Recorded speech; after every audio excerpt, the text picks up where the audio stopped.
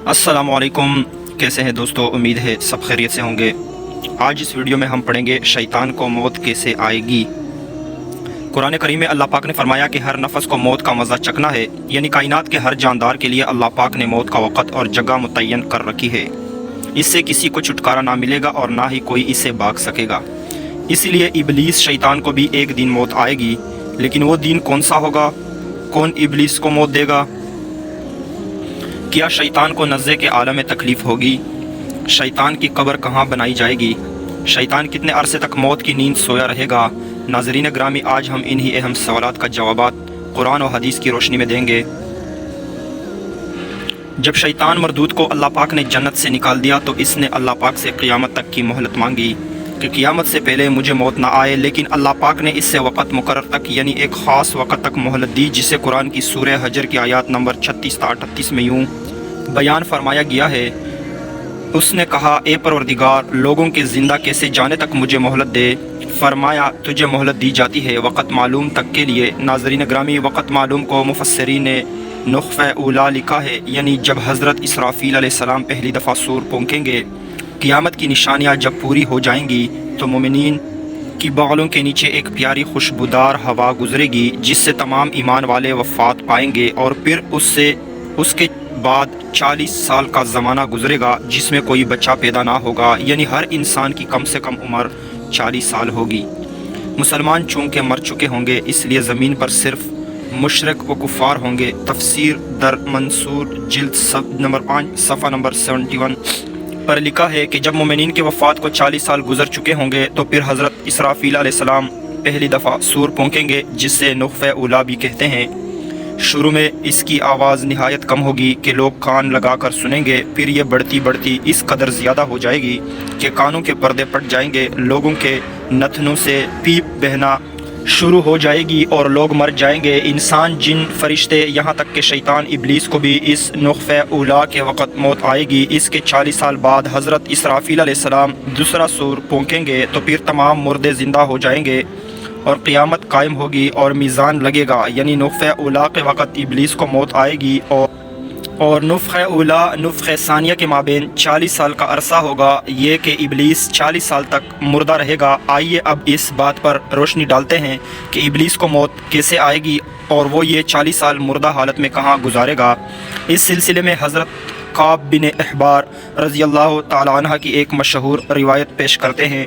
हज़रत काब बिन अहबार रज़ी अल्लाह ताला अन्हा फरमाते हैं कि जब अबुल बशर हज़रत आदम अलैहिस्सलाम की वफ़ात का वक़्त आया तो वो परेशान हो गए और अल्लाह पाक से अर्ज़ गुज़ार हुए, ए अल्लाह, मेरी मौत से मेरा अज़ली दुश्मन बहुत खुश होगा, क्योंकि मैं मरने वाला हूँ और वो क़ियामत तक ज़िंदा रहेगा। उसी वक़्त मलकुल मौत हज़रत आदम अलैहिस्सलाम की खिदमत में हाज़िर हुए और फरमाया, ए अबू आदम, आप वफ़ात के बाद जन्नत में रहेंगे, जबकि इबलीस क़ियामत तक दुनिया में रहेगा और फिर क़ियामत से 40 साल पहले इसको ऐसी मौत आएगी कि वो पूरी दुनिया के इंसानों जन्नती मौत की जितनी मौत की तकलीफ़ बर्दाश्त करेगा और फिर जहन्नम ही इसका ठिकाना होगा। हज़रत काब रज़ी अल्लाह ताला अन्हा मज़ीद फरमाते हैं कि जब हज़रत आदम अलैहिस्सलाम मलकुल मौत से फरमाने लगे कि मुझे इबलीस की मौत का मंज़र बयान करो, मलकुल मौत ने इबलीस की मौत का हाल बयान करना शुरू किया तो वो इतनी दर्दनाक मौत थी कि हज़रत आदम अलैहिस्सलाम अपने आंसुओं पर काबू ना रख सके। लोग हज़रत काब बिन अहबार रज़ी अल्लाह ताला अन्हा अर्ज़ करने लगे, हमें भी इबलीस की मौत का कुछ हाल बयान फरमाइए। लोगों की बेहाजा फरमाइश पर हज़रत काब रज़ी अल्लाह अन्हा इबलीस की मौत का मंज़र यूँ पेश करते हैं, अल्लाह ताला मलकुल मौत से फरमाएगा, मेरे अज़ब व गुस्से का लिबास पहन कर जाओ, इबलीस की रूह कब्ज़ करो और इबलीस से तमाम इंसानों और जिनों से ज़्यादा सख्ती करना। जब मलकुल मौत अज़ब व गुस्से से भरकर बहुत से फ़रिश्तों के साथ इबलीस की रूह को कब्ज़ करने आएंगे तो जो भी आसमान और ज़मीन में से इनको देख लेगा वो फ़ौरन ही मर जाएगा। जब मलकुल मौत इबलीस के पास पहुंचेंगे वो दहाड़े मार मार कर रोएगा। फिर शैतान को मौत की तकलीफ़ दी जाएगी, जो कि सारी मखलूक की मौत की तकलीफ़ से भी ज़्यादा होगी।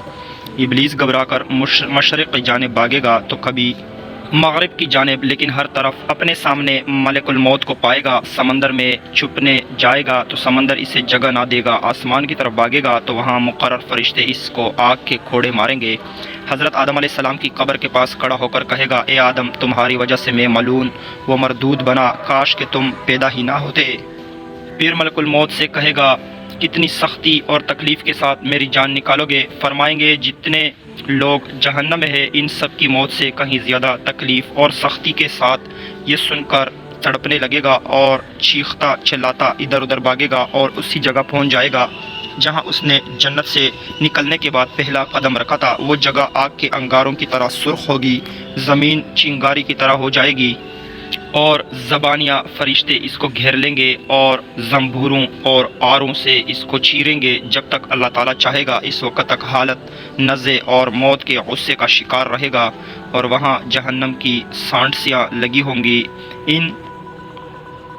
ان سانٹسیوں سے تڑپتا تڑپا کر ان کی جان نکالی جائے گی۔ آدم علیہ السلام و حوا سے کہا جائے گا ذرا اپنے دشمن کو دیکھو کس ذلت کے ساتھ مر رہا ہے۔ وہ دیکھ کر کہیں گے اے اللہ تو نے ہم پر اپنی نعمت مکمل فرما دی۔ انہی جہنمی گڑھوں میں ابلیس 40 سال تک مردہ رہے گا اور یہی اس کی قبر ہوگی۔ پھر 40 سال بعد دوبارہ حضرت اسرافیل علیہ السلام سور پھونکیں گے تو تمام مردے زندہ ہو جائیں گے۔ بس دوستو اللہ تعالیٰ سے دعا ہے کہ اللہ تعالیٰ ہمیں اچھے اعمال کرنے کی توفیق عطا فرمائے۔ یہ دنیا فانی ہے، کتنی زندگی ہوگی؟ زیادہ سے زیادہ 60 سال 70 سال، لیکن ایک دن مرنا ہے، اللہ تعالیٰ کے ہاں پیش ہونا ہے، حساب دینا ہے۔ تو اللہ تعالیٰ ہمیں اچھے اعمال اور حلال رزق کمانے کی توفیق عطا فرمائے۔ اگر ویڈیو اچھی لگی ہو تو چینل کو لائک اور سبسکرائب کریں۔ ہمیں دیجیے اجازت، اللہ حافظ۔